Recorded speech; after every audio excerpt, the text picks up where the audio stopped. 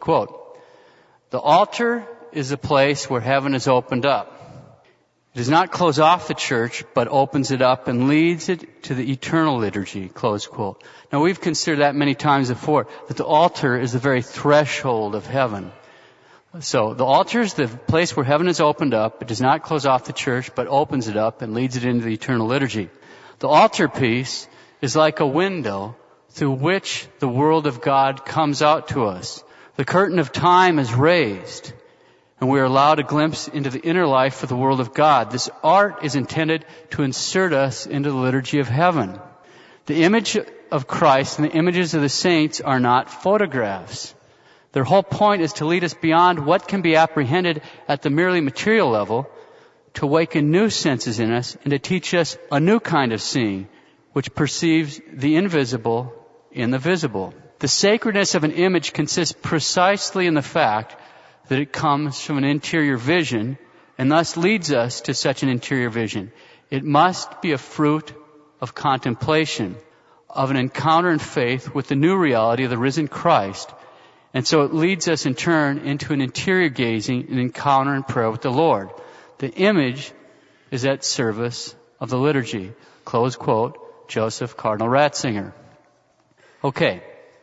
So what is the Holy Father telling us? He's telling us that the altar is the edge of heaven. It doesn't close the church, but actually mystically opens the church up, and it's our point of contact with the eternal liturgy in heaven.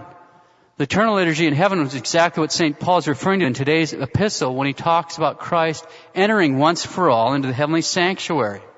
And of course, during the holy sacrifice of the Mass, we're regularly reminded of this stupendous fact, the absolutely astonishing fact that right here, in this place, right there, when we celebrate the holy mysteries, we're actually really and truly in contact with and in union with the eternal liturgy of heaven. Now, without intending to single anyone out, we'll touch on another great mystery. Obviously, here at traditional Mass, some of the most obvious veils are those covering the head of the women. We've talked about the meaning of the bridal veil before. Remember that on one level, as everybody knows, and as St. Paul makes clear in 1 Corinthians, the veil is a visible sign that the woman is under the authority of her man. These days, the idea of submission to the authority of the husband tends to be frowned upon, to put it mildly. But it shouldn't be, once we realize that the bridal veil signifies the submission of this particular woman to the loving care of her husband. It signifies her trust and her confidence in his Christ-like leadership. It signifies that she has chosen to follow him as a loving partner and companion. It also signifies that he has been specifically consecrated to handle that sacred vessel, to safely touch that ark. And that's something mysterious and beautiful.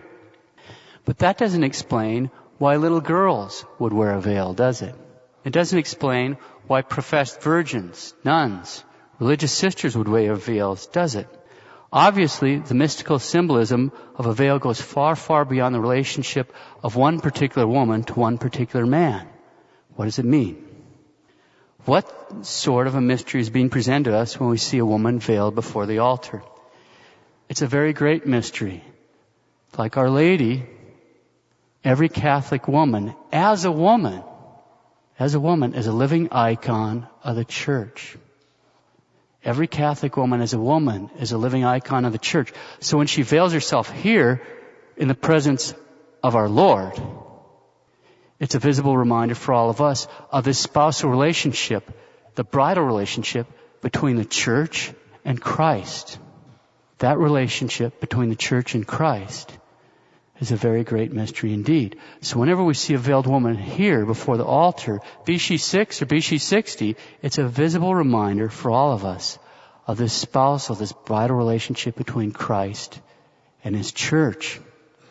And because the veil also signifies the submission of the bride to the loving care of her husband, it means that the veil of a Catholic woman is also a visible reminder of the perfect submission of the church to the loving rule of Christ.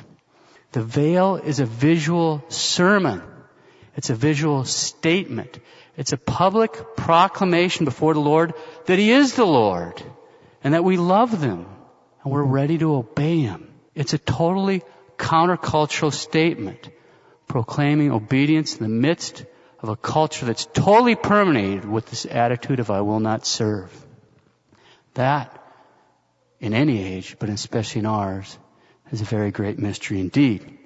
Well, what about a religious sister? Of course, a nun, a religious sister, always keeps her head veiled, wherever she is. Why? Because she's been consecrated to be always and everywhere a living icon of the church. Her veil is a constant, visible reminder to all who have the spiritual eyes to see of the spousal relationship between the church and Christ, okay? Like Our Lady. But she's taking that wherever she is, not just before the Lord, but wherever she's before the Lord in a different way all the time. That's one of her missions to the world. Veils mean something. Now that we have an idea what they mean, let's close with something worth pondering.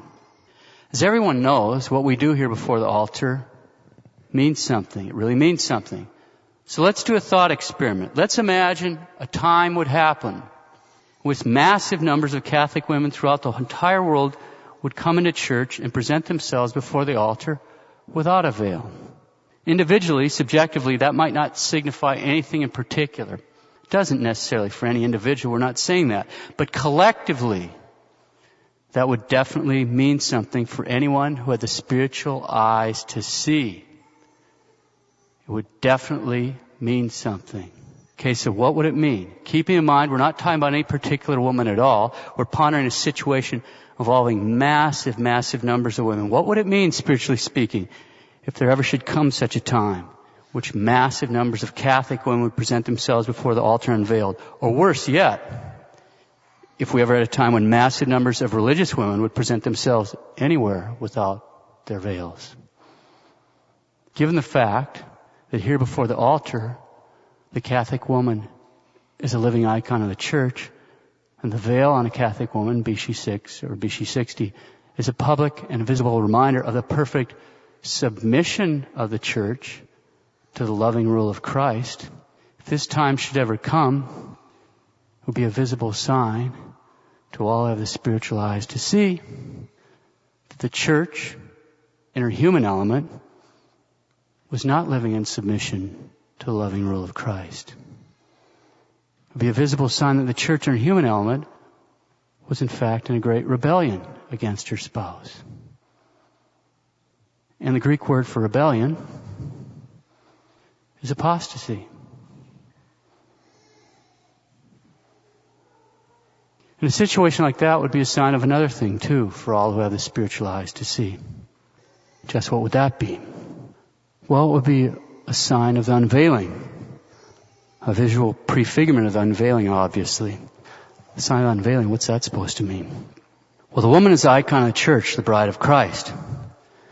So if massive numbers of Catholic women have began to appear before the heavenly spouse without their veils, it would be certainly a visual foreshadowing of the unveiling. And that's probably a whole lot easier to understand if we use the term derived from the Greek. The Greek derivative for the unveiling of a bride is the apocalypse.